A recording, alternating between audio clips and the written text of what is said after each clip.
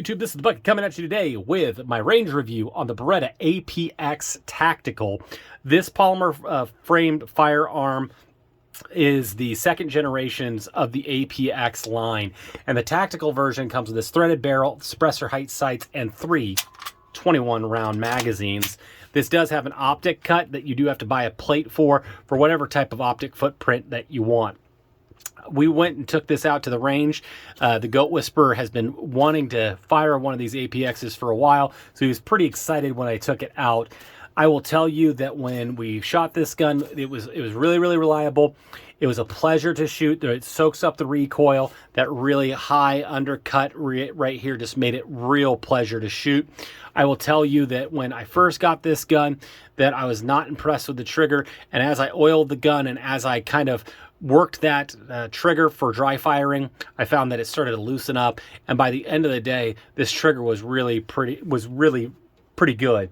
So is it the best trigger? No, but will it work itself in, and are you going to be able to do the things that you want? I definitely think you are. As far as the positives, again, the ergonomics was really good. The trigger worked out really pretty well. I will tell you the biggest problem, or the biggest thing that I had a problem with, was the sights. So they put suppressor height sights on it, but then they went a blacked out rear, blacked out front, which means that it was a little bit hard to understand where you were supposed to be aiming this gun. And as I figured it out, it was right at the top of the post. But with the lack of contrast, it made it a little bit harder to pick up, and it made me have some accuracy issues with this particular firearm. Now, I'll tell you, this was not my best day at the range, but you know, you can kind of see that I was shooting a little low to the left, but it was really pretty pronounced with this particular firearm. That's not a bad group. The accuracy of this pistol is there.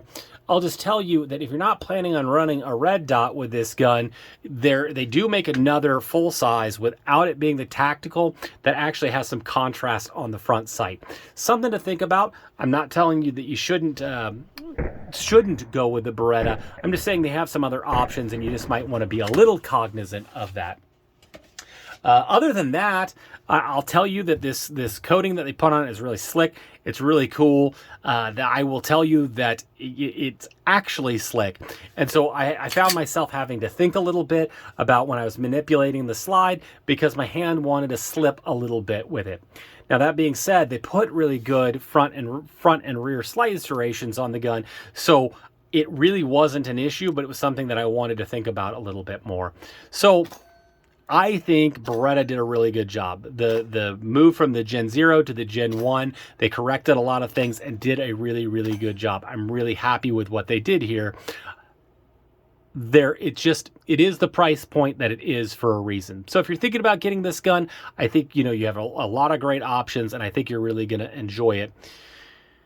Just think about those things that I was saying. Remember that there are a lot of options for you, and just take your gun to the range, break it in, enjoy it, and you're really gonna enjoy this firearm. So I will tell you that I did buy the RMR plate, so I'm gonna put an optic on this, and we're gonna take this, have a third video on this gun, and show you a little bit about how I think this particular setup was designed, which is with an optic, and I bet you that I'm just gonna love it even more on the third video. So keep an eye out for that.